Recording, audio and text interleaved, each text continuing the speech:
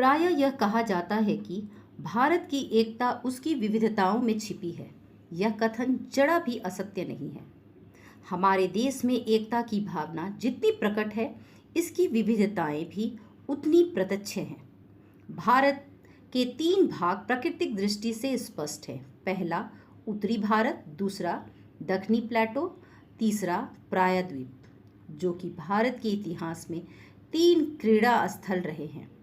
पुराने समय में उत्तर भारत में अधिकांश राज्य विंध्याचल की उत्तरी सीमा तक ही फैलकर रह गए, जिसे दक्षिण भारत से मिलाने की कोशिश की गई, पर सफलता नहीं मिली। भगवान श्री रामचंद्र ने उत्तर और दक्षिण भारत के बीच जो एकता स्थापित की, वह महाभारत काल तक रही, जिसका प्रमाण है कि पांडव के रासयुग यज्ञ में दक्षिण के राजा भी आए और कुरुक्षेत्र के मैदान में दक्षिण के राजाओं ने भाग भी लिया था। भारत के इतिहास की एक शिक्षा यह है कि यहाँ के राजाओं को जहाँ देश में एकता स्थापित करने में सफलता मिली, वहीं यहाँ के प्राकृतिक ढांचे तथा स्वार्थी, कमजोर और अदूरदर्शी राजाओं के कारण यह टिकाऊ न हो सकी। इसका एक कारण यहाँ की बड़ी बड़ी नदियाँ एवं पहाड़ भी हैं, क्योंकि ये जहाँ होते हैं वहाँ के लोगों में प्रांतीयता की भावना को प्रबल कर देते हैं। कावेरी नदी का जल विवाद इसी का एक उदाहरण है। भारत की विविधता का एक कारण यहाँ की जलवायु भी है, जहाँ उत्तरी छोर कश्मीर में प्रचंड ठंड, तो दक्षिणी छोर कुमारी आंतरिक में भीषण गर्मी, चेरापूंजी में अतिवर्षा, तो थार भूमि मरुभूमि है।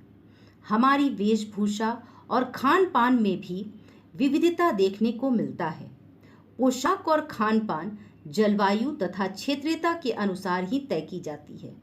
यही कारण है कि ठंडे पहाड़ी क्षेत्रों के लोग गर्म कपड़े और दक्षिण भारत के लोग लुंगी पहनते हैं।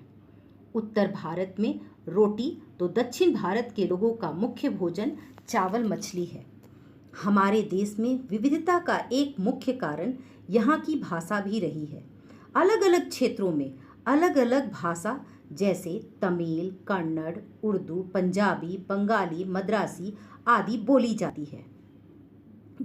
भारत की राष्ट्रभाषा हिंदी है, तथापि इसके विरोध में स्वर उठते रहे हैं।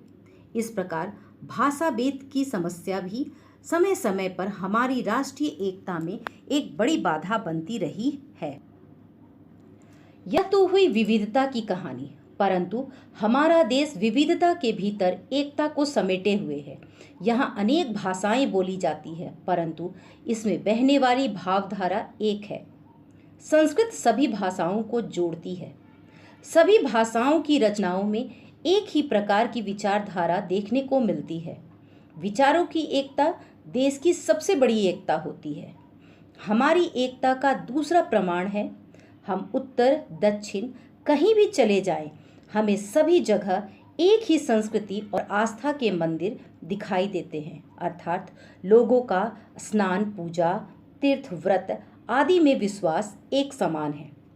प्रत्येक देश की अपनी एक विशेषता होती है, जो उसके चाल ढाल, बातचीत, रहन सहन, खान पान, तौर तरीके और आदतों में झलकती है।